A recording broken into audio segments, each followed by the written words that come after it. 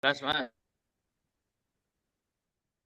Oke, Assalamualaikum warahmatullahi wabarakatuh. Selamat siang dan salam lestari untuk kita semua ya.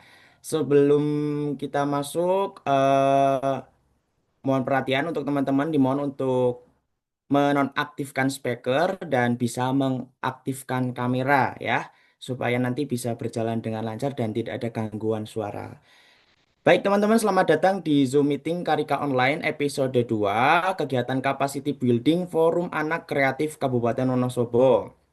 Angkatan 9 tahun 2026-2028. Dengan tema kali ini yaitu Climate Change for Children.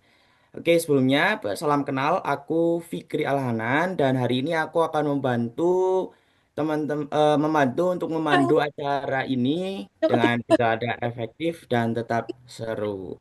Sebelum masuk ke sesi utama, kita ambil dokumentasi di awal dulu kali ya. Bisa on cam kah semuanya?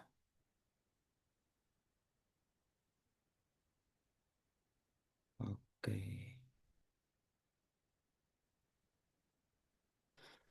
Kak, Ayo, sorry, Mas Salsa nggak bisa on cam, kameranya geter-geter. gater-gater nggak tuh siap. Oke. Thank you ya Win udah mau bantuin teman-teman ya. Nanti Fikri yang akan Aman, ba- bos. siap. Thank you. Oke. Kita mulai screen dokumentasi. Satu, dua, tiga. Oke. Ini udah cuma segini. Nanti yang lain menyusul.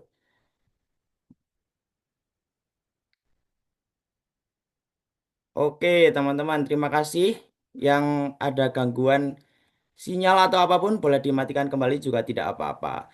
Oke teman-teman, hari ini kita akan belajar bersama Kak Erwin Mahendra, seorang disaster preparedness advocate dan juga menjadi salah satu delegasi pada event COP28 International Youth Delegate yang aktif menyuarakan isu tentang perubahan iklim, bencana, dan perlindungan anak di berbagai forum. Mari kita sambut Kak Erwin Mahendra dengan Action Clap di Zoom. Yeay, bisa di reaction terhebat. Oke. Oke, teman-teman, kepada Kak Erwin Mahendra, nanti untuk sesi pemaparan materi kita memiliki waktu kurang lebih 45 menit. Nanti jadi akan aku bantu di time remindernya di 10 menit dan 5 menit terakhir ya, Kak. Kepada Kak Erwin Mahendra, waktu dan layar Zoom kami persilakan. Oke, terima kasih Fikri. Mungkin kita sambil santai aja ya teman-teman, karena waktunya 45 menit. Nanti kita coba diskusi-diskusi aja gitu dan akan aku coba peringkas ya teman-teman. Oke deh teman-teman, eh sebelum kita mulai, aku pengen kenalan dulu dong sama teman-teman gitu. Karena tadi aku udah dikenalin ya sama Fikri. Aku pengen kenalan sih sama teman-teman. eh Boleh deh. Jadi teman-teman nanti boleh perkenalan nama, mungkin sama fun fact, atau enggak emot hari ini apa sih dan kenapa gitu alasannya. Mungkin kita perkenalan singkat aja ya teman-teman. Ada yang mau coba duluan nggak teman-teman? Nama, terus fun fact-nya apa gitu. Kalau enggak emot hari ini apa dan kenapa. Ada yang mau coba duluan teman-teman? Halo Kak Erwin. Halo, Salisa. Boleh. Kak Erwin, perkenalin nama aku Salin Safitri Rizkina, biasa dipanggil Salsa. Fun fact tentang diri aku suka berantem. Oke, salam kenal Salisa. Boleh Salisa tunjuk satu temannya ya untuk melanjutkan ya. Mau nunjuk Gibra.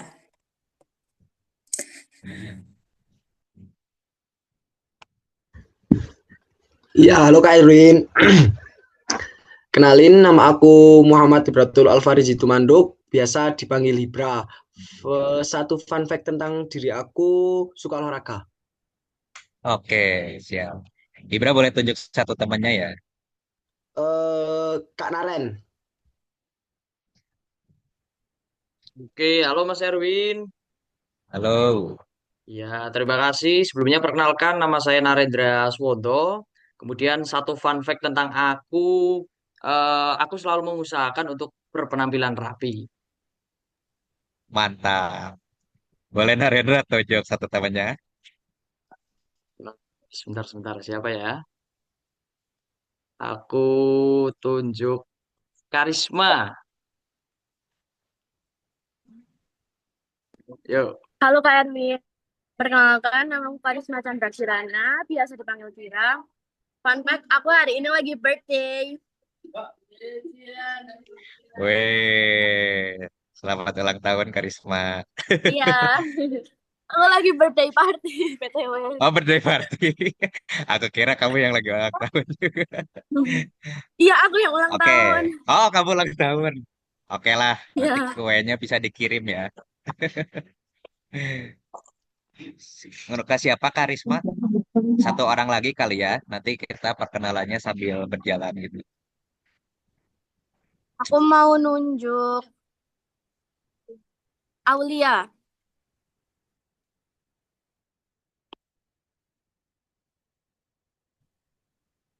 Halo Kak, perkenalkan nama aku Aulia Putri Nugraheni, bisa dipanggil Aulia. Fun fact dari aku itu, aku orangnya tuh suka apa namanya suka berkomunikasi sama orang baru.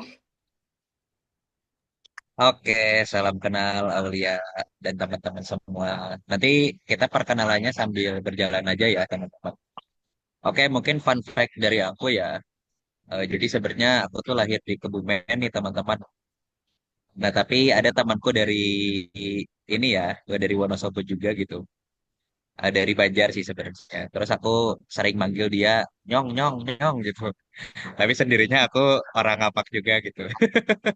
Tapi sebenarnya nggak bisa bahasa Jawa sih karena lahirnya aja gitu di Kebumen.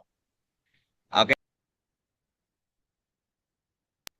kita sambil mulai aja. Eh, ini lebih kita berbagi aja sih teman-teman tentang apa sih itu perubahan iklim gitu dan juga apa sih kaitannya sama hak hak anak gitu dan juga kehidupan anak gitu.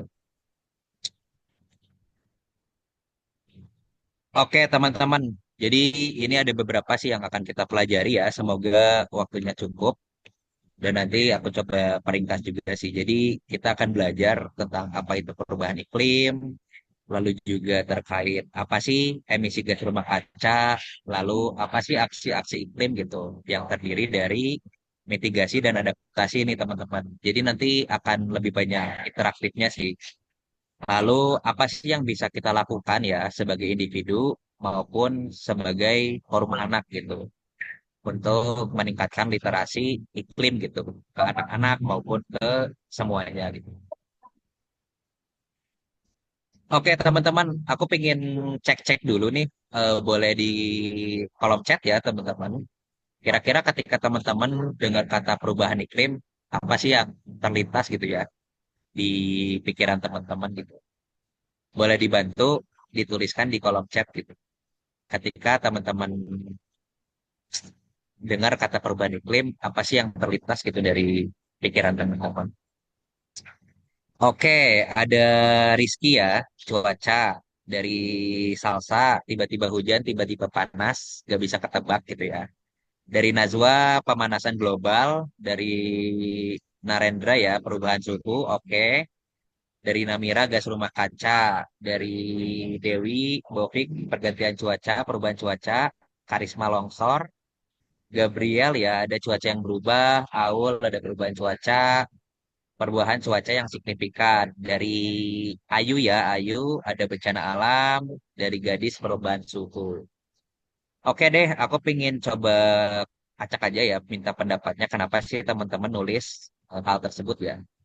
Aku coba pingin ke siapa ini ya, ke Namira deh. Namira, kenapa sih kamu menulis gas rumah kaca gitu? Karena kebetulan ini ada juga sih di sesi hari ini. Kenapa sih tiba-tiba nulis gas rumah kaca gitu ke Namira? Kalau bisa on cam, on. On mic boleh ya, on mic. Tapi kalau nggak bisa boleh ditulis di kolom chat. Oke Kak, makasih buat kesempatannya yang udah dikasih ke aku. Jadi, aku kenapa bisa nulis gas rumah kaca? Karena tadi itu teman-teman juga ada yang nyampain adanya perubahan suhu. Nah, ketika kata-kata perubahan suhu itu yang belum disebutin kan adalah gas rumah kaca. Makanya aku nulis di situ gas rumah kaca. Nah, karena tuh kalau gas rumah kaca kan dari CO2, terus metana juga kan Kak. Jadi tuh bisa nahan panas bumi yang slide-nya itu kayak selimut yang menahan panas bumi biar panasnya itu nggak keluar gitu. Menarik, menarik. Jadi itu sudah menyinggung materi hari ini ya. Coba aku pingin satu lagi ke Gabriela, cuaca yang berubah. Kenapa sih kamu tiba-tiba menuliskan itu gitu? Apa yang kamu alami gitu saat ini ataupun pendapatnya kenapa sih ke cuaca yang berubah gitu?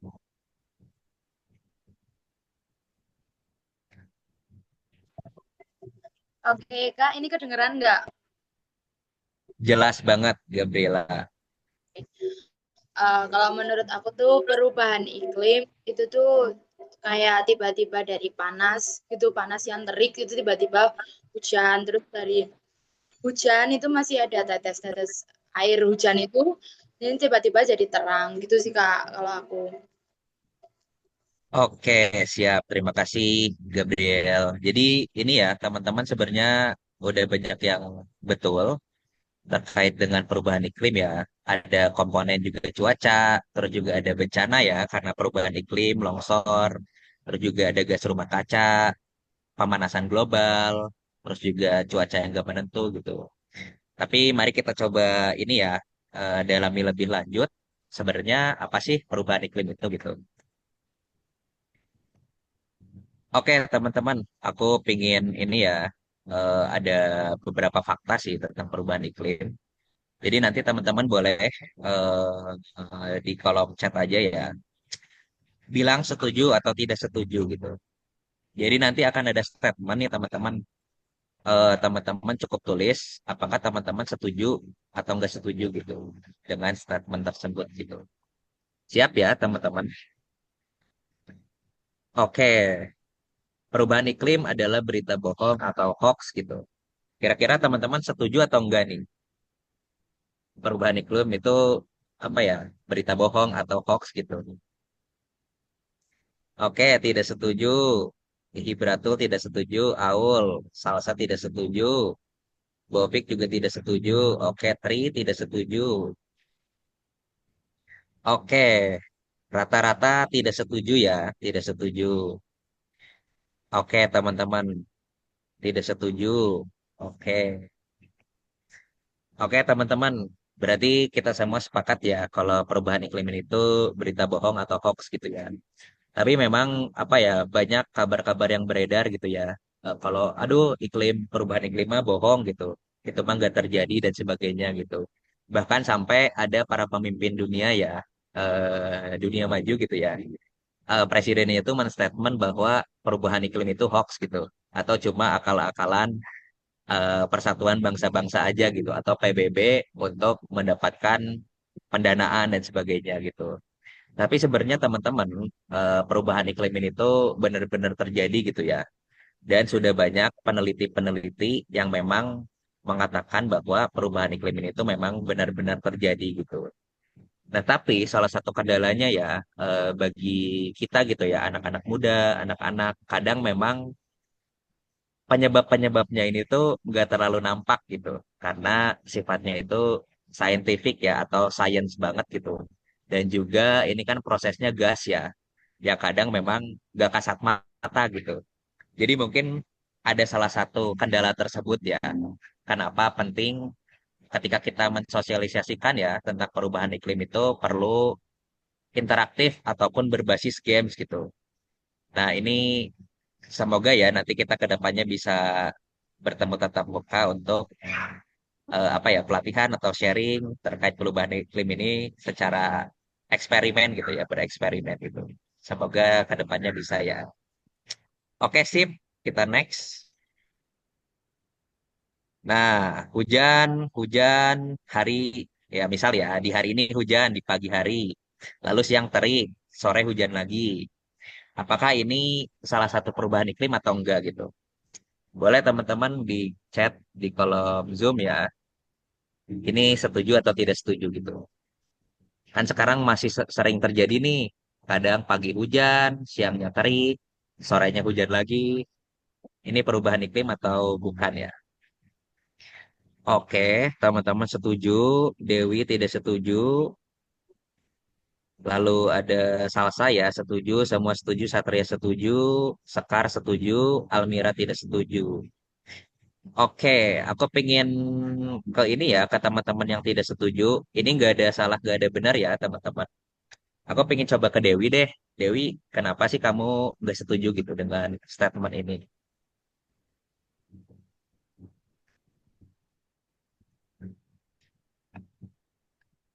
Bisa on mic boleh, kalau nggak bisa boleh di kolom chat ya, Dewi. Oke, Kak. Kalau menurut aku perubahan cuaca dengan perubahan iklim itu berbeda ya.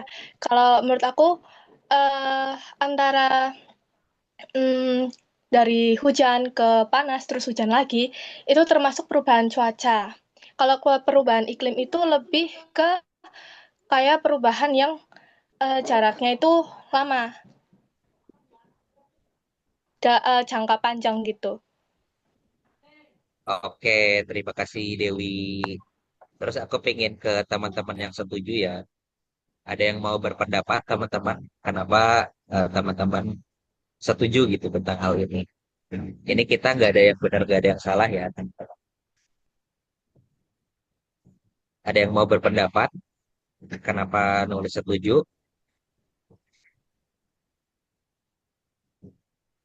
Aku pengen ke ini ya. Ada yang mau teman-teman?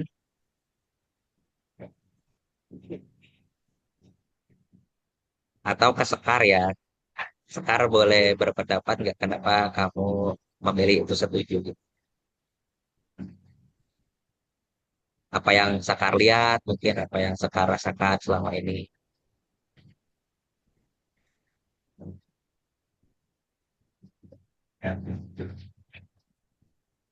Atau teman-teman yang lain ada yang mau berpendapat? Kenapa sih setuju?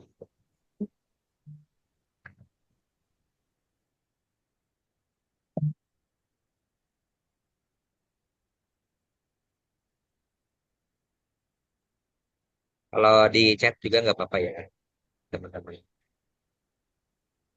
Biar kita imbang nih, ada yang setuju nggak setuju gitu. Apa pandangannya?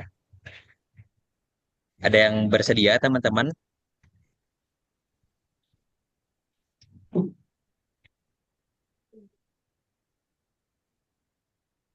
Atau yang lain juga nggak apa-apa sih. Atau kita lanjut dulu nih teman-teman.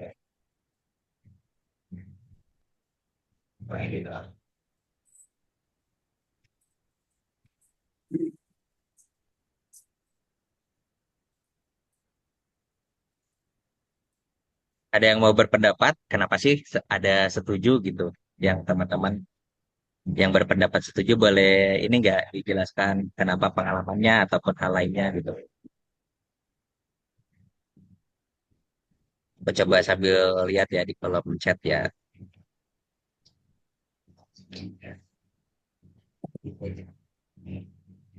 Atau ini deh aku ke Bofik nih. Ini nama bener atau belum di rename nih? Hai Kak, ini nama aku Bovi.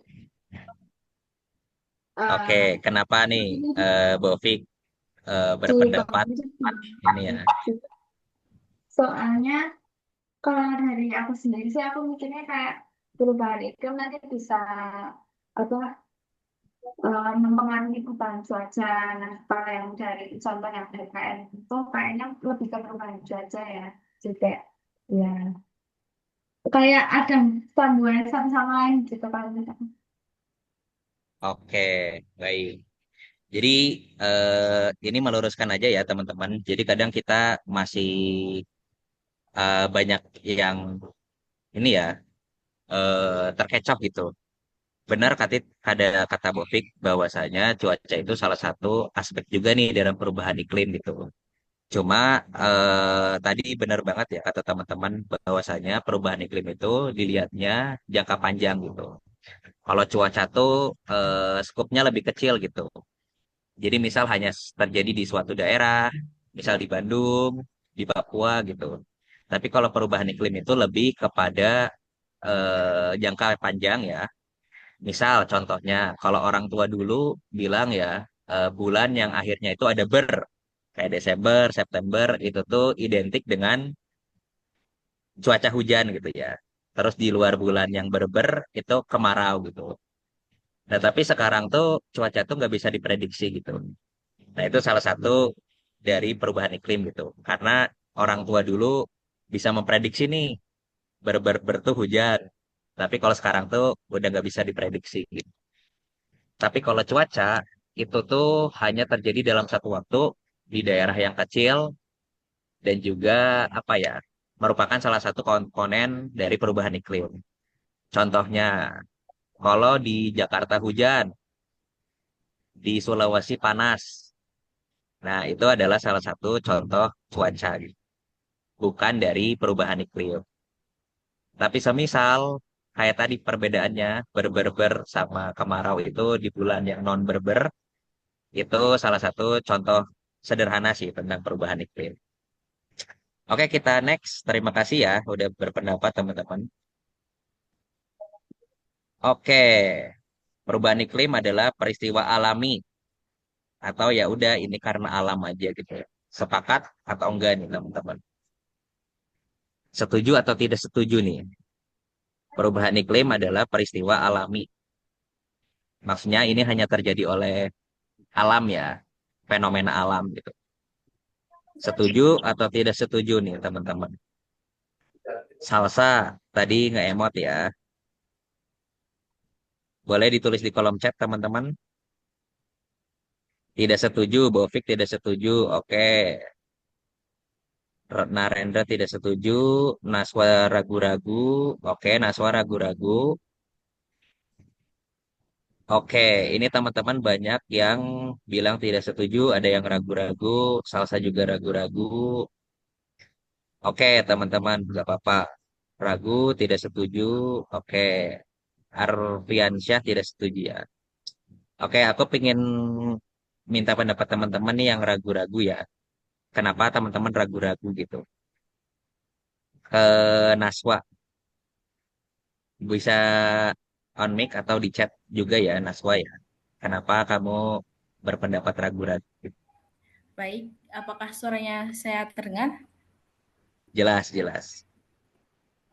Jadi, karena alasan saya ragu-ragu adalah yang pertama, mungkin dulu iklim itu berjalan sesuai kehendak alam. Jadi iklim itu memang bagian dari alam. Namun semakin ke sini perubahan iklim juga dipengaruhi oleh ulah manusia yang kan pemanasan global dan lain-lain sehingga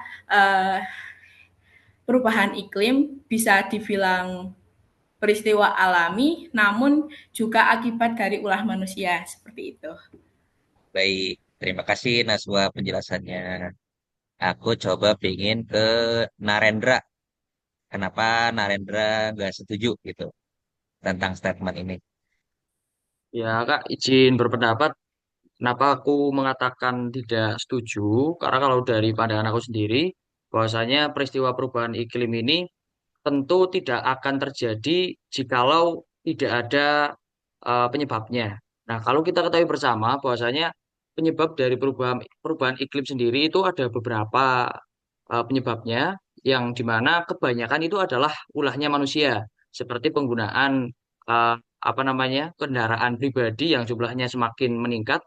Kemudian ada juga pembakaran hutan, deforestasi, dan lain sebagainya. Di mana hal itu jikalau tidak dilakukan oleh manusia, maka saya rasa perubahan iklim ini tidak akan terjadi. Gitu sih, Kak.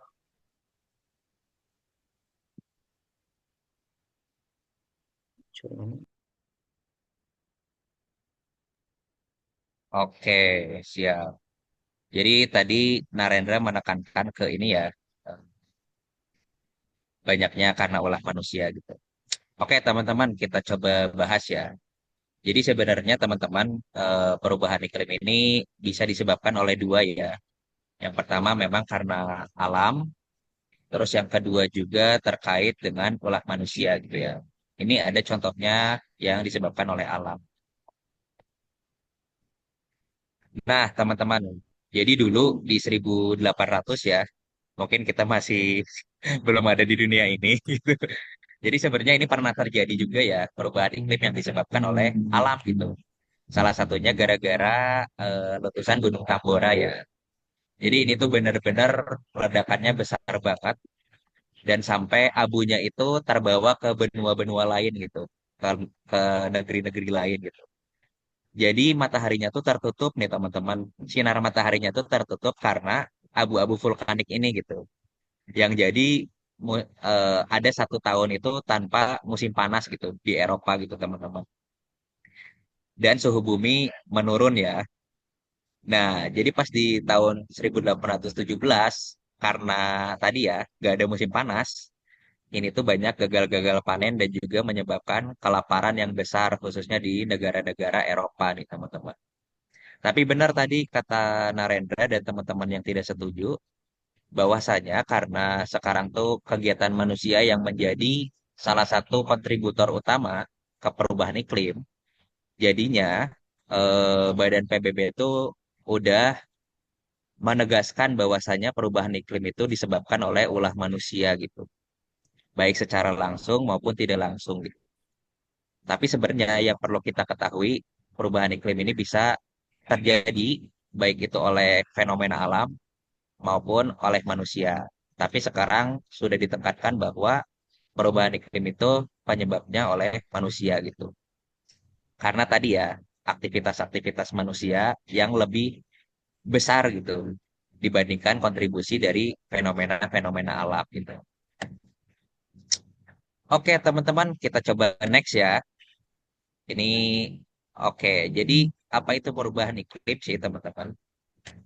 Nah, ini kalau menurut definisinya National Geography ya, untuk bidang anak-anak, bahwasanya perubahan iklim itu kondisi ketika bumi semakin panas ya, karena ulah manusia gitu. Seperti membakar hutan, menebang hutan, menggunakan bahan bakar yang tidak ramah lingkungan ya, seperti misal energi fosil. Nah, jadi sebenarnya teman-teman, kegiatan-kegiatan ini tuh nanti menghasilkan gas rumah kaca gitu, yang nantinya akan menutupi atmosfer bumi gitu.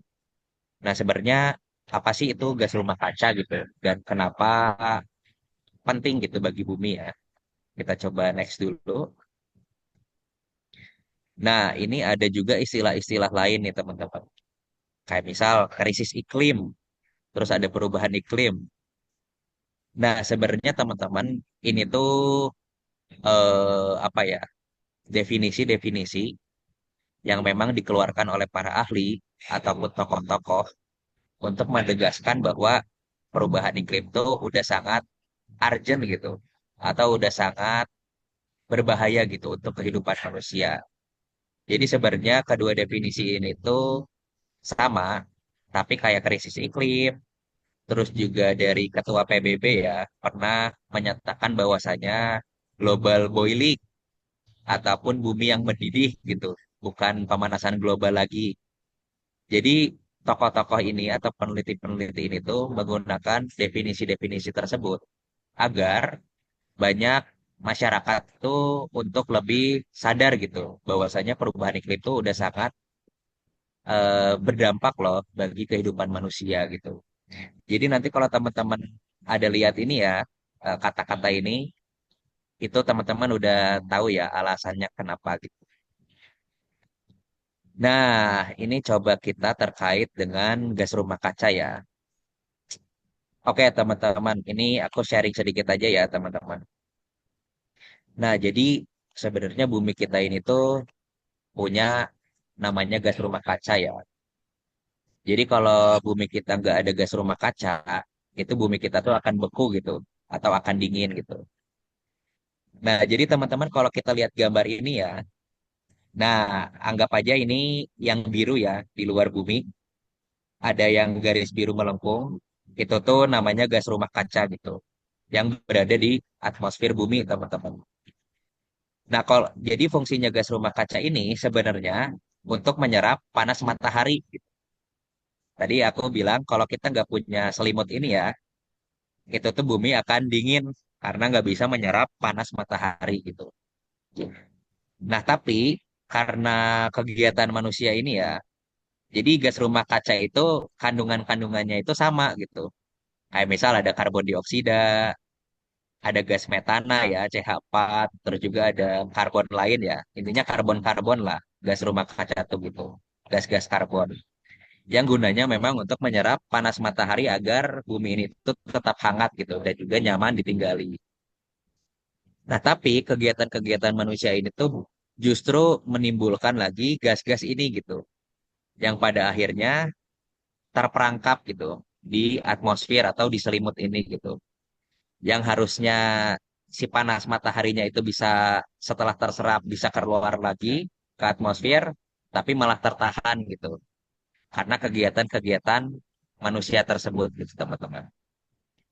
Kita coba cek ilustrasi lainnya ya biar nanti akan lebih terbayang gitu.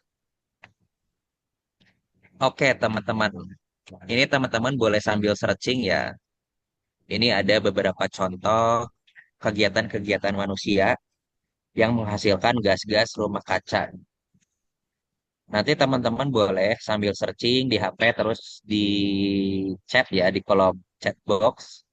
Kira-kira kegiatan-kegiatan yang di samping ini ya kayak sisa makanan, terus juga asap kendaraan, membakar sampah, penggunaan listrik yang boros, plastik sekali pakai, asap pabrik, pupuk kimia. Sebenarnya itu menghasilkan gas rumah kaca apa sih gitu. Nah, jadi nanti di sebelah kanan ini ada contoh-contoh gas rumah kaca ya. Nanti kita cocokkan kira-kira asap motor atau dan mobil itu menghasilkan gas rumah kaca yang mana sih? Terus membakar sampah menghasilkan gas rumah kaca yang mana gitu. Misal contohnya yang gampang ya, asap motor ya pasti udah jelas ya, itu menghasilkan karbon dioksida gitu. Itu contohnya teman-teman. Kira-kira mudah dipahami nggak teman-teman instruksinya?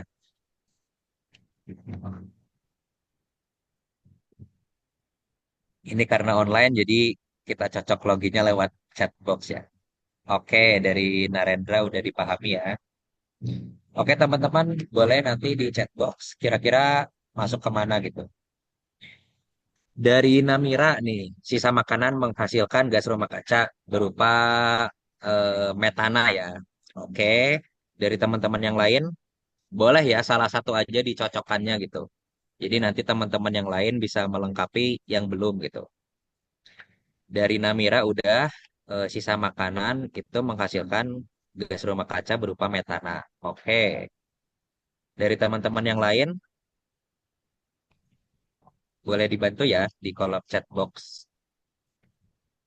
Tadi kendaraan mobil dan motor karbon dioksida ya, udah dua gitu. Yang belum itu membakar sampah, penggunaan listrik yang boros. Oke, dari Najwa membakar sampah CO2 ya. Oke. Penggunaan listrik yang boros. Apa nih teman-teman kaitannya sama gas-gas itu gitu. Kita pakai listrik nih, terus listriknya bengkak gitu. Tiba-tiba sebulan bayar 1 juta gitu. Itu sebenarnya menghasilkan apa sih? Atau plastik sekali pakai. Kenapa sih plastik sekali pakai menghasilkan emisi? Dari Narendra, pabrik menghasilkan CO2. Oke. Yang belum plastik, listrik, sama pupuk ya, teman-teman. Itu kira-kira masuk kemana ya? Oke, ada Sekar. Oke, Sekar. Oh, ini ya, pabrik menghasilkan karbon, CO2 karena berbahan bakar fosil. Oke.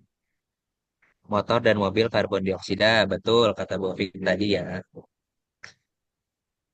Oke, teman-teman, kita coba simpulkan ya. Listrik boros karena menghasilkan CO2. Oke, Naswa. Mungkin aku coba jelasin satu-satu ya.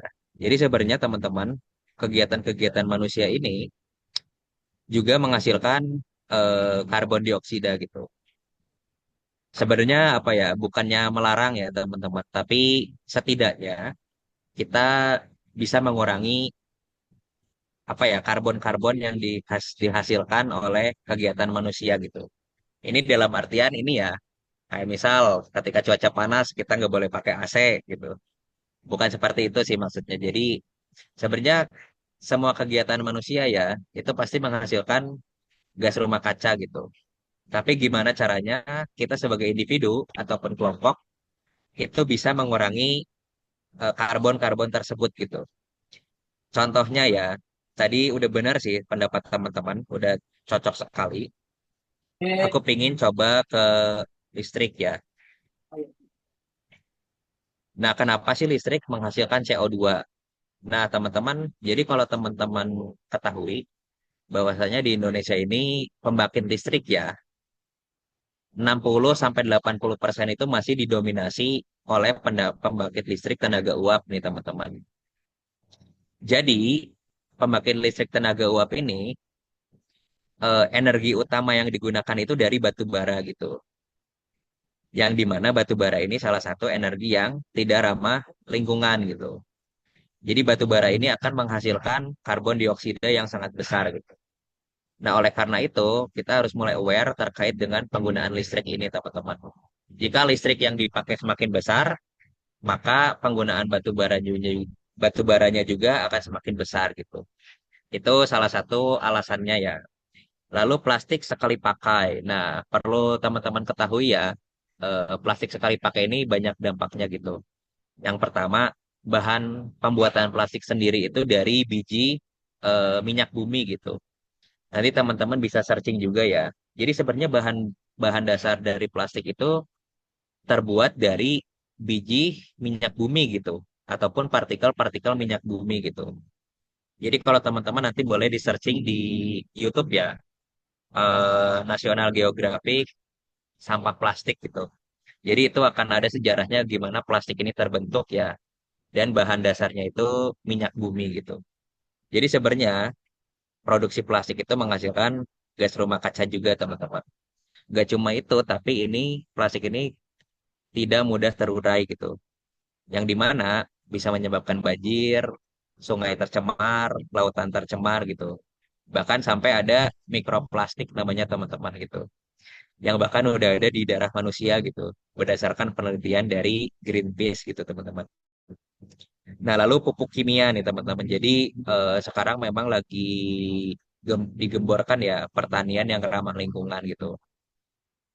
Nah, jadi sebenarnya pupuk kimia ini teman-teman, kalau dipakai berlebihan, itu akan menghasilkan karbon juga. Namanya itu gas karbon, ini ya, N2O gitu, di nitrogen oksida, yang memang itu berkontribusi juga ke pemanasan global, teman-teman. Jadi sebenarnya itu kegiatan-kegiatan manusia ya, sebenarnya banyak. Nanti teman-teman bisa searching aja apa sih dampaknya ke gas rumah kaca gitu. Oke, kita coba next dulu ya, teman-teman. Nah, ini adalah ilustrasinya ya, teman-teman. Jadi, seperti yang aku tadi jelaskan ya, bahwasanya bumi itu punya selimut yang namanya ini gas rumah kaca gitu. Dan gas rumah kaca ini sebenarnya itu tuh kandungannya sama, kayak ada metana, karbon dioksida, terus juga nitrogen dan sebagainya gitu. Yang tugasnya itu untuk menyerap panas bumi, panas matahari gitu, agar bumi tetap hangat. Tetapi karena kegiatan manusia nih ya teman-teman, ada yang buang limbah, ada pabrik, terus juga kendaraan yang berlebih ya, tidak pakai ke transportasi umum, itu tuh juga memproduksi gas rumah kaca gitu. Nah, ini yang aku tadi sebut tadi ya, yang nggak kasat mata gitu. Jadi gas-gas ini tuh nanti akan naik ke atmosfer nih teman-teman. Yang pada akhirnya sebenarnya selimut bumi ini tuh jadi berlebih gitu. Gas-gasnya ya. Yang awalnya mungkin masih sedikit gasnya, terus sekarang ditambah kegiatan manusia jadi makin runyam gitu di atmosfer tuh. Akibatnya apa teman-teman? Ketika bumi menyerap panas matahari, nah udah diserap, si panas mataharinya ini nggak bisa keluar gitu. Karena selimut buminya udah terlalu penuh oleh karbon karbon ini gitu. Dari panas matahari iya, belum karbon-karbon yang disebabkan oleh manusia itu sendiri gitu. Akhirnya panas bumi itu terperangkap gitu. Nggak bisa keluar dari atmosfer nih teman-teman. Itulah yang menyebabkan kenapa panas bumi itu menjadi meningkat gitu. Ataupun yang mempengaruhi tadi, mempengaruhi iklim, mempengaruhi musim, bahkan juga sampai ke mempengaruhi cuaca saat ini teman-teman. Nah, ini salah satu penyebab banjir ya. Nah, lalu karena pemanasan ini tuh jadi merubah pola siklus air nih teman-teman. Nah, ini ada kalau teman-teman ya dulu belajar di SD, di SMP gitu ya, ada proses evaporasi gitu. Jadi karena dulu nih ya, ini gambar yang termometernya hijau, itu anggap suhu bumi masih normal ya. Jadi penguapan masih biasa, hujan juga masih biasa gitu. Nah, tapi ketika panas bumi itu makin meningkat, justru uap-uap air yang terserap ya oleh awan itu jadi makin meningkat gitu. Yang pada akhirnya apa? Intensitas hujan itu makin meningkat nih teman-teman. Atau bahkan juga teman-teman nanti bisa searching dampak perubahan iklim gitu ya. Nah, sekarang lagi banyak berita-berita dari BMKG tentang siklon-siklon ya. Waspada bibit siklon 92C atau 9 apa gitu. Sedang menuju Indonesia. Nah, itu salah satunya siklon-siklon itu terbentuk dari panas bumi yang tidak teratur, teman-teman. Nah, terus di sisi lain apa? Tadi sampah-sampah ya, yang dibuang sembarangan, sampah plastik itu menutupi sungai dan sebagainya gitu. Dan pada akhirnya itu tersumbat, intensitas hujan semakin tinggi, akhirnya ya ini ya, sering terjadi banjir gitu. Sekolah terdampak, kesehatan terdampak, orang tua tidak bisa bekerja dan sebagainya gitu. Jadi kurang lebih siklusnya seperti ini nih teman-teman. Kenapa pada akhirnya kegiatan-kegiatan manusia ini berdampak ke pemanasan global gitu. Nah, jadi sebenarnya eh, karena tadi ya banyak karbon-karbon itu tuh disebut efek tambah dari gas rumah kaca gitu. Karena sebenarnya bumi ini punya gas rumah kaca alami gitu. Tapi karena kegiatan-kegiatan manusia, itulah yang memberi dampak tambahan gitu, yang mengakibatkan perubahan iklim gitu dalam jangka waktu yang panjang gitu. Nah, teman-teman, setelah ini akan ada gambar ya, gambar seperti ini, udah runtut gitu. Nanti teman-teman boleh ada yang berpendapat ya, menceritakan kenapa sampah sisa makanan ini tuh berdampak kepada perubahan iklim gitu. Nanti boleh ya teman-teman yang mau bercerita ya, atau menjelaskan gambarnya gitu. Kita coba cek. Nah, nanti abaikan aja ya teman-teman. Yang lingkaran ini abaikan aja. Nanti aku jelaskan di akhir gitu. Karena ini kaitannya sama anak usia dini sih. Nah, ada yang mau jelasin nggak teman-teman? Dari gambar supermarket sampai ke ini ya. Ada angin puting, ada hujan. Ini tuh kenapa sih gitu? Ada kaitannya sampai sama perubahan iklim gitu. Boleh dilihat-lihat dulu. Nanti ada kalau ada yang mau berpendapat atau bercerita, boleh banget ya teman-teman. Ini gambarnya udah runut ya. Terus ke sini, ke sini, ke sini gitu. Nah, jadi aku jelasin dikit. Ini tuh lingkaran apa ya? Yang bulat ini tuh lebih ke aspek-aspek perkembangan anak usia dini gitu. Kayak kesehatan, gizi, terus juga keamanan, kesempatan belajar ya di PAUD dan sebagainya gitu. Ada yang mau berpendapat nggak teman-teman atau menjelaskan gambar ini ya? Ini terkait gambar sisa makanan gitu yang berkontribusi ke perubahan iklim. Ini nggak ada salah, nggak ada yang benar ya teman-teman. Lebih ke menceritakan. Oke, siap. Oke, Fikri. Ada yang mau berpendapat teman-teman? Cerita aja sih dari gambar ini. Oke, ada dari Najwa. Boleh Najwa diceritakan gambarnya. Jadi yang pertama itu ada gambar supermarket. Supermarket. Nah, supermarket itu adalah tempat kita buat belanja. Nah, biasanya di supermarket itu banyak sekali kayak produk-produk makanan yang sudah terbungkus plastik gitu. Jadi kayak nambah-nambah sampah. Terus yang kedua ada anak yang nggak mau makan, terus makanannya tersisa lalu dibuang di gambar selanjutnya yang berupa tong sampah organik. Nah, tong sampah organik itu karena sudah penuh lalu diangkat menggunakan truk sampah yang kemudian dibuang di tempat pembuangan akhir. Nah, di tempat pembuangan akhir terdapat banyak sekali sampah-sampah baik itu organik maupun non organik yang tidak diolah dengan baik sehingga menghasilkan gas metana. Nah, gambar selanjutnya yaitu ada gambar bumi yang dipenuhi dengan gas metana yang menyebabkan suhunya cenderung naik. Dengan itu terjadi perubahan iklim dan menyebabkan banyak bencana alam seperti angin puting beliung maupun musim kemarau yang berkepanjangan ataupun hujan yang berkepanjangan. Dan itu juga berdampak ke pertumbuhan anak seperti itu. Oke, benar banget ya teman-teman. Jadi tadi ya, eh, ini sebenarnya gambar ini khusus buat penjelasan ke PAUD sih. Jadi waktu itu aku pakai gambar ini bagaimana menjelaskan perubahan iklim ini itu ke guru-guru PAUD gitu. Jadi teman-teman peran forum anak, peran kita sebagai individu itu tuh sangat penting ya, khususnya dalam memberikan pendidikan perubahan iklim gitu. Karena survei yang aku lakukan ya bareng teman-teman koalisi PAUD itu sebesar 70% lebih guru PAUD ya di Indonesia itu belum tahu tentang isu perubahan iklim gitu.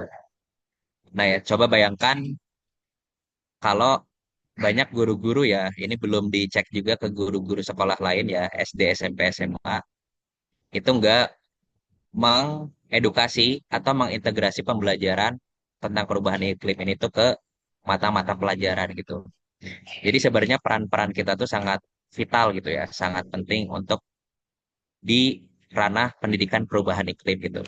Karena aku yakin teman-teman akan lebih bisa menyederhanakan ya konsep-konsep yang terlalu sains gitu atau terlalu sulit dimengerti agar teman-teman sebaya kita tuh lebih paham gitu terkait dengan perubahan iklim.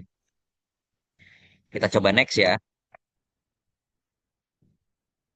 Sebentar, kok agak susah ini. Aku coba stop share dulu.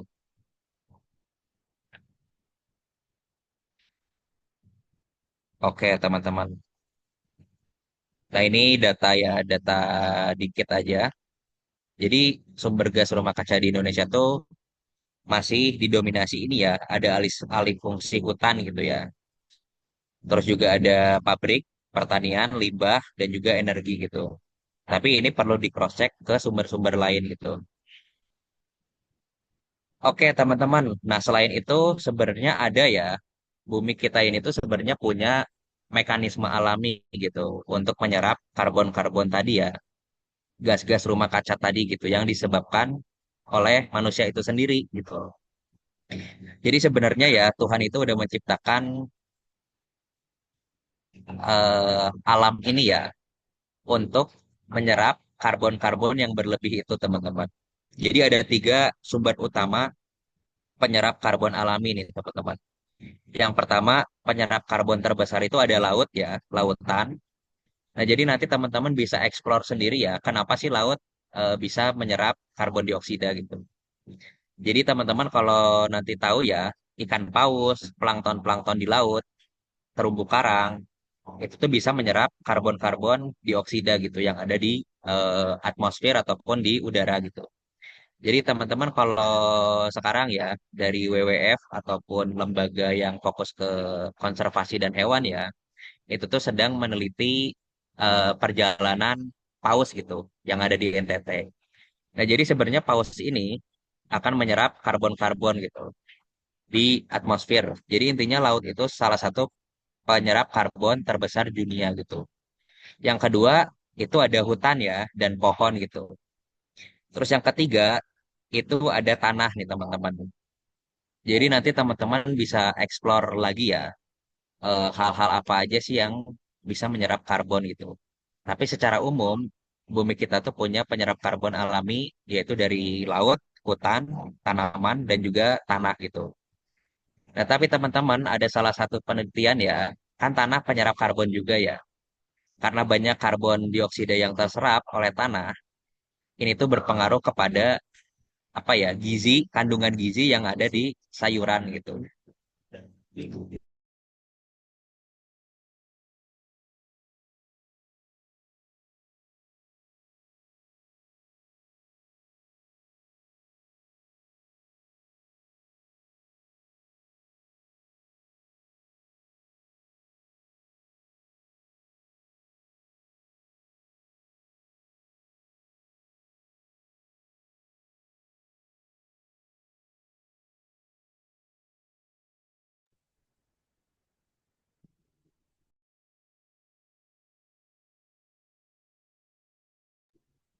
Halo guys, ini punya Kak Erwin yang sinyalnya jelek. Oh, Iya kayaknya Kak. oke. Kita tunggu aja.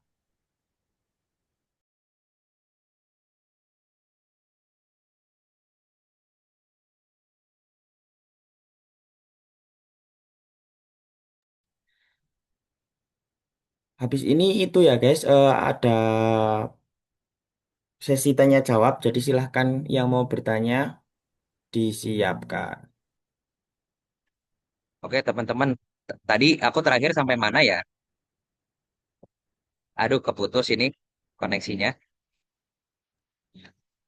Yang ini ya,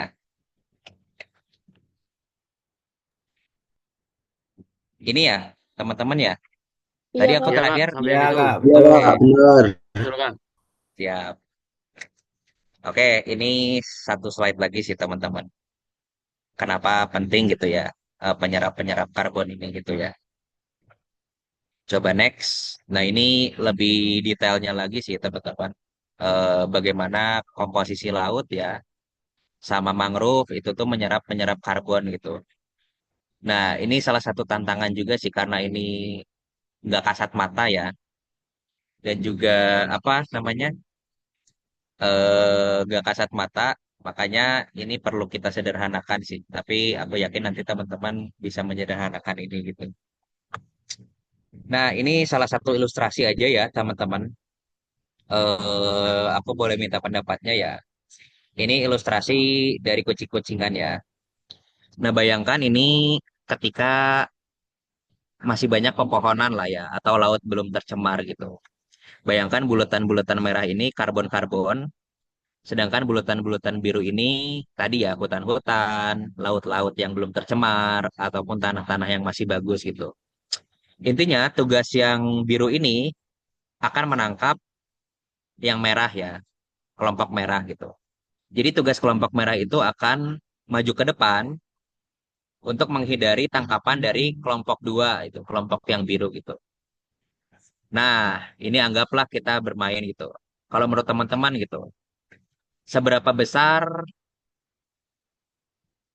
lolosnya ya kelompok satu dari hadangan kelompok dua gitu. Jadi ini gamesnya kelompok satu yang merah, yang karbon-karbon ini tuh harus lolos dari tangkapan kelompok dua ya, yang biru. Yang biru ini kita anggap tadi ya hutan, laut, tanah dan sebagainya gitu. Kira-kira kemungkinan yang tiga lolos ini bisa atau enggak gitu dari tangkapan kelompok dua. Menurut teman-teman gimana gitu? Ini sebenarnya kalau simulasi ramai juga sih. Tapi cuma sekarang kita bayang-bayang aja gitu. Kira-kira bakal ketangkap nggak ya kelompok satu? Dengan 3 banding berapa orang nih? 1, 2, 3, 4, 5, 6. 2 kali lipatnya lah. Akan ketangkap semua nggak ya teman-teman kira-kira kelompok yang merahnya gitu.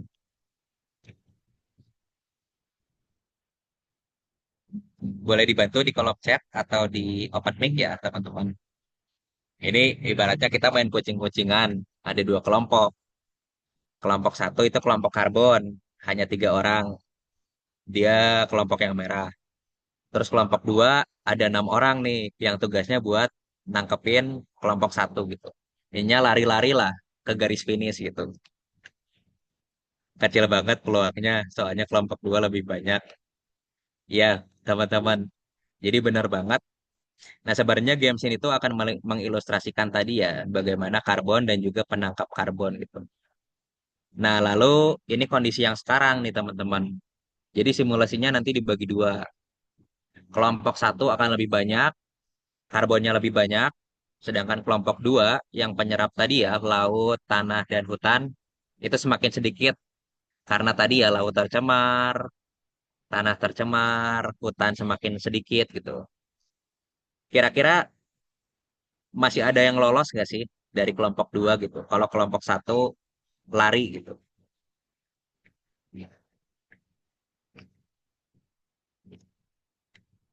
Ini kucing-kucingan nih, kelompok 1 yang akan lebih banyak gitu. Terus kelompok 2-nya sedikit. Kira-kira masih ada yang bisa lolos nggak ke garis finish gitu dari kelompok satunya? Masih karena kelompok 1 lebih banyak. Oke, oke teman-teman. Jadi sebenarnya ilustrasinya seperti itu sih teman-teman.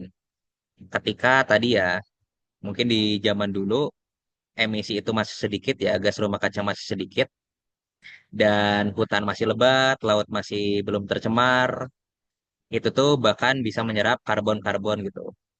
Tapi seandainya di kondisi sekarang ya, hutan makin kecil, makin terbabat habis ya, terus lautan tercemar, jadinya mereka nggak akan bisa menyerap atau menangkap karbon-karbon ini gitu. Jadi masih akan ada karbon-karbon yang muncul ke atmosfer gitu. Kurang lebih seperti itu sih teman-teman untuk penjelasan perubahan iklim ya. Semoga nanti kita bisa ketemu langsung gitu, biar simulasinya lebih rame gitu. Mungkin itu sih Kak Fikri ya, apa tentang perubahan iklim. Nah, jadi ini penutup, anak-anak itu memiliki hak untuk mendapatkan lingkungan yang bersih, sehat, dan lestari gitu. Ini pernyataan dari eh, dokumen PBB ya tahun 2021. Mungkin itu aja teman-teman dari aku terkait dengan penjelasan perubahan iklim ya. Barangkali ada yang mau ditanyakan atau dikonfirmasi, boleh banget gitu. Oke Kak Erwin, sebentar yang mau bertanya, sebentar ya. Ini aku ucapkan terima kasih dulu ke Kak Erwin. Setelah ini aku buka sesi pertanyaan. Pertama untuk tiga bernanya dan tolong nanti eh, di masing-masing penanya itu pertanyaannya cukup singkat aja. Terus nanti Kak Erwin akan langsung menjawab atau bagaimana? Boleh satu orang aku jawab dulu kali ya, Iya, oke, biar berani siap. dong. Oke, silakan. Oke, ya. Tiga penanya pertama Namira, Salisa sama Naren. Silakan Namira dulu. Oke Kak, terima kasih buat kesempatannya. Jadi izin bertanya, menanggapi berita hujan kemarin yang terjadi di Jakarta, yaitu hujan yang airnya mengandung mikroplastik nih Kak. Nah, apakah fenomena tersebut itu berkaitan dengan perubahan iklim? Nah, kalau iya, apa faktornya? Terima kasih. Oke, aku coba jawab ya Namira, sepengetahuanku ya. Jadi sebenarnya teman-teman, plastik ini kan tadi ya terbuat dari biji-biji minyak bumi ya. Dan sebenarnya plastik ini tuh akan sulit terurai gitu. Nah, tapi eh, plastik itu ya teman-teman, kalau terkena panas, terus juga disimpan ya di luar ruangan, itu tuh dia bisa terurai gitu secara tidak langsung. Jadi teman-teman sebenarnya mikroplastik ini tuh apa ya, komponen salah satu komponen plastik gitu. Tapi itu tuh hanya bisa dilihat dari eh, apa ya, apa ya itu di biologi tuh. Ya intinya kaca pembesar gitu. Jadi sebenarnya itu nggak terlihat dan nggak kasat mata gitu ya. Ini aku coba share screen ya, gimana mikroplastik itu berdampak dan bisa ada di darah manusia. Atau bahkan itu di Jakarta ya sempat viral. Itu katanya ada penelitian bahwasanya hujan di Jakarta tuh mengandung mikroplastik gitu. Nah, jadi teman-teman, ini ya, plastik itu bisa terurai ya dan melepaskan zat kimia karena tadi waktu penggunaan yang lama, pengaruh suhu, lalu juga terpapar oleh sinar matahari gitu. Nah, jadi teman-teman, ukuran mikroplastik itu tuh kecil, sangat kecil gitu. Bahkan lebih kecil dari sehelai rambut manusia gitu. Nah, mungkin saja ya mikroplastik ini itu terbawa oleh angin, oleh udara gitu. Dan bisa saja mungkin ya naik ke atmosfer gitu. Bahkan di laut, ya sampah yang di laut ya, sampah plastik di laut, itu tuh bisa terurai juga gitu. Jadi komponen-komponen plastik tuh bisa terurai jadi mikroplastik gitu. Yang ukurannya itu lebih kecil dari sehelai rambut manusia. Dan itu misal ya, termakan oleh ikan, dan sebagainya gitu. Bahkan ada kalau teman-teman cari di internet ada ikan yang mengandung mikroplastik gitu. Dan ini ada salah satu penelitian ya dari UI dan juga Greenpeace bahwasanya ini ya udah ditemukan mikroplastik dalam darah dan juga urin manusia gitu. Dan itu bisa berpengaruh ke kecerdasan atau aspek kognitif manusia gitu. Jadi sebenarnya ya Najwa, aku takutnya kurang bisa menjelaskan ya terkait aspek hujan itu ya. Mungkin barangkali karena partikel mikroplastik ini tuh sangat kecil dan bisa oleh terbawa angin dan sebagainya gitu. Itu bisa aja mempengaruhi ya atau hujan itu bisa mengandung mikroplastik gitu. Jadi karena aku belum baca lengkap ya penelitian dari BRIN ya kalau nggak salah tentang hujan itu. Jadi sebenarnya itu karena komponen sampah plastik yang terurai tadi sih. Dari sinar matahari, karena penggunaan, dan sebagainya gitu. Yang pada akhirnya menyebabkan hujan di Jakarta itu mengandung mikroplastik itu gitu. Kurang lebih seperti itu ya. Jadi sebenarnya itu part yang berbeda atau bagian yang berbeda dari perubahan iklim itu. Tetapi lebih fokus kepada sampah plastiknya gitu. Begitu sih teman-teman penjelasannya. Oke, terima kasih Kak Arwin. Untuk Namira, cukup terjawab? Cukup, Kak. Terima kasih, Kak, atas jawabannya. Oke. Penanya selanjutnya adalah Salisa. Silahkan Salisa. Terima kasih Kak untuk kesempatannya. Aku izin bertanya. Kak, bisa jelasin enggak kalau misal di satu daerah, misal di daerah Wonosobo, itu tuh hujannya nggak rata. Kadang misal di Kerte itu nggak hujan, kadang di sini tuh hujan deras. Apakah itu termasuk perubahan iklim alami atau karena ulah manusia? Terima kasih Kak. Oke, jadi ini ya teman-teman. Sebenarnya kita sepakat ya bahwasanya perubahan iklim itu bisa terjadi oleh alam dan juga oleh manusia. Tapi yang perlu kita garis bawahi, sekarang para peneliti itu sepakat bahwasanya penyebab perubahan iklim itu karena oleh ulah manusia gitu, baik secara langsung maupun tidak langsung gitu. Jadi kalau sekarang kita pandangannya itu ya perubahan iklim disebabkannya ya oleh ulah manusia itu sendiri gitu. Lalu terkait tadi ya curah hujan yang berbeda gitu. Bisa saja itu jadi salah satu faktor perubahan iklim ya. Ketidakpastian cuaca dan sebagainya gitu. Mungkin lebih gampangnya gini sih teman-teman. Teman-teman bisa tanyakan ke orang tua kalian ya, ataupun ke kakek nenek, ataupun teman-teman bisa mengobservasi sendiri bagaimana Wonosobo 20 tahun yang lalu dan sekarang gitu. Sebenarnya itu akan terlihat perbedaannya ya dari segi cuaca ataupun suhu dan sebagainya gitu. Atau bahkan pembangunan ini ya hutannya gitu. Nah, itu sebenarnya cara lebih gampang untuk mengetahui dampak perubahan iklim sih. Membandingkan Wonosobo 20 tahun lalu sama sekarang gitu. Karena tadi perubahan iklim jangka panjang ya, bisa 1 dekade atau 10 tahun lebih gitu. Jadi sebenarnya kita semua harusnya udah sepakat kalau perubahan iklim itu disebabkan oleh kontribusi ulah manusia gitu. Begitu sih, Salsa. Cuma kalau terkait tadi ya, curah hujan yang berbeda, itu kan lebih kepada cuaca ya. Mungkin itu bisa dipengaruhi hal-hal lain, misal suhu, kelembapan udara, dan sebagainya gitu. Jadi hujannya nggak merata gitu. Tapi kalau jangka panjangnya, ya ini terjadi karena perubahan iklim gitu. Begitu Salsa, kurang lebih. Terima Oke. kasih, Kak. Ya, jadi kalau tiba-tiba hujan jangan ma itu salih saya. Oke, silakan Narendra untuk pertanyaan ketiga. Baik, Kak, terima kasih atas waktu dan kesempatannya. Kak Erwin nih, tadi sempat dibahas juga terkait dengan penyebab dari mohon maaf, perubahan iklim, gitu kan? Disebabkan karena faktor alami dan juga faktor dari tingkah laku perilaku manusia itu sendiri. Nah, yang ingin saya tanyakan, Kak, di sini kalau kita melihat bersama, tren penggunaan kendaraan pribadi dibandingkan dengan menggunakan transportasi umum ini semakin meningkat.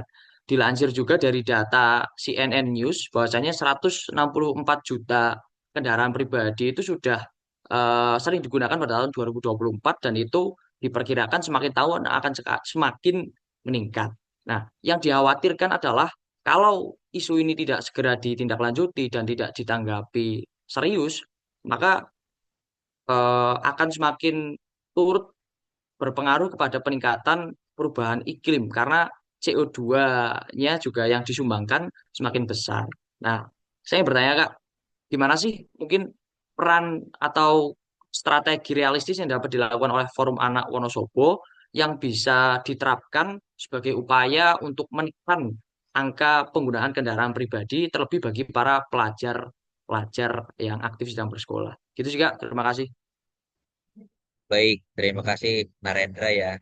Ini peran strategis ya.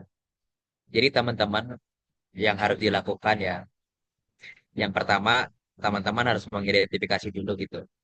Sebenarnya apa sih ancaman-ancaman perubahan iklim ya yang ada di lokal Wonosobo gitu. Jadi sebenarnya teman-teman perlu memahami dulu resiko-resiko perubahan iklim yang ada di Wonosobo gitu.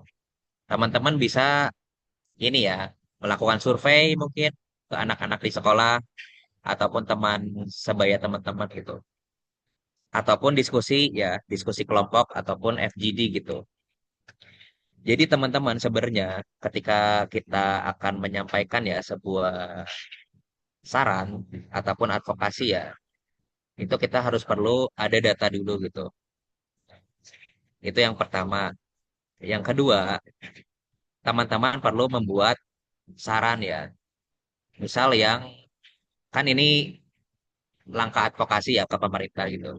Sedangkan pemerintah banyak yang diurusnya gitu. Terus sekarang anggaran mungkin ya berkurang dan sebagainya gitu. Jadi menurutku yang pertama kumpulkan data dan pendapat teman-teman atau mini riset ya. Bisa itu survei, wawancara terkait dampak perubahan iklim ya terhadap anak-anak. Terus yang kedua, susun langkah apa sih yang memang bisa dilakukan untuk mengurangi tadi ya kendaraan bermotor. Misalnya mungkin ya hal-hal yang bisa dilakukan itu seperti mungkin dengan teman-teman mengadvokasi ini sebenarnya pandanganku ya ke dinas pendidikan ataupun Pemda ya. Misal 1 hari bersepeda gitu ya ataupun 1 hari bertransportasi umum gitu. Itu yang bisa dilakukan gitu. Dengan mempertimbangkan tadi ya ketersediaan anggaran pemerintah, prioritas pemerintah, itu sih teman-teman. Jadi aku ngelihat mungkin ada 1 hari khusus ya. Ini refleksi dari contohnya di Bandung gitu. Jadi dulu pas zaman Pak Ridwan Kamil untuk meningkatkan eksistensi budaya ya kebaya. Hari Rabu wajib pakai kebaya anak-anak sekolah gitu. Mungkin itu jadi salah satu pertimbangan, tapi sebenarnya solusi-solusinya itu harus dirancang sama teman-teman gitu. Dengan memperhatikan tadi aspek-aspek lain gitu yang ada di pemerintahan gitu. Atau mungkin gak hanya di pemerintah ya, tapi karena ini skopnya forum anak, mungkin teman-teman bisa melakukan itu gitu. Jadi data, terus susun ya rencana advokasinya, baru audiensikan gitu. Tapi ini proses panjang juga sih. Intinya bagaimana kita memikirkan juga faktor-faktor lain ya, ketersediaan anggaran, prioritas pemerintah, atau bahkan ya sekarang MBG ya, mungkin ada teman-teman kita yang makannya nggak habis dan sebagainya gitu. Apakah sisa makanannya itu terkelola dengan baik atau enggak? Atau misal sekolah wajib mengadakan composting ataupun biopori untuk sampah MBG itu. Jadi teman-teman perlu petakan dulu isu lingkungan sama isu iklimnya apa, baru audiensikan dengan pemerintah. Tapi saya yakin sih kalau mentornya Kak Itin itu punyalah cara-cara strategis gitu ya untuk mendekati pemerintah ya, khususnya di kabupaten gitu dan provinsi gitu. Itu sih, Narendra. Oke Kak, terima kasih sudah menjawab pertanyaannya. Saya rasa cukup. Oke, Narendra, terima kasih Kak Erwin untuk jawabannya. eh ada mungkin dua atau satu penanya lagi terakhir. Silakan raise hand atau lewat kolom chat juga boleh.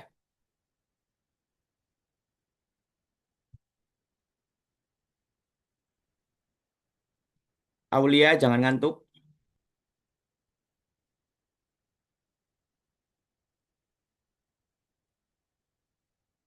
Atau sudah cukup?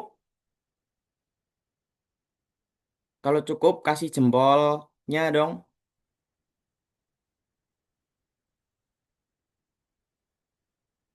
Oke.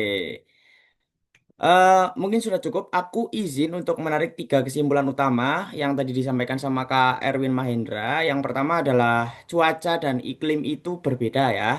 Bahwa iklim itu adalah pola cuaca jangka panjang. Yang contohnya adalah dulu, orang-orang zaman dulu itu berpendapat bahwa bulan yang berakhiran ber itu identik dengan cuaca hujan. Dan sekarang pola itu mulai bergeser. Ini itu juga menjadi bukti perubahan iklim yang nyata. Yang kedua adalah bumi itu sebenarnya punya selimut alami berupa gas rumah kaca yang menjaga suhu tetap seimbang. Namun karena aktivitas manusia seperti asap kendaraan bermotor yang tadi disampaikan sama Aren, apa namanya, menurut data yang disampaikan, limbah, pembakaran sampah dan lain-lain itu terjadi, akibatnya panas bumi itu terperangkap dan suhu bumi terus meningkat. Lalu yang ketiga adalah perubahan iklim ini berdampak langsung pada kehidupan dan hak anak ini ya, terutama saat terjadi bencana. Karena itu apa namanya, anak dan anak muda itu tidak hanya menjadi korban tapi juga bisa menjadi pelopor perubahan, mulai dari aksi sederhana, kesiapsiagaan bencana hingga berani menyuarakan kepedulian lewat forum anak. Itu mungkin tiga garis kesimpulan yang bisa aku tarik. Selanjutnya kepada Kak Naren mungkin bisa memberikan closing statement ya. Singkat saja Kak. Silakan Kak.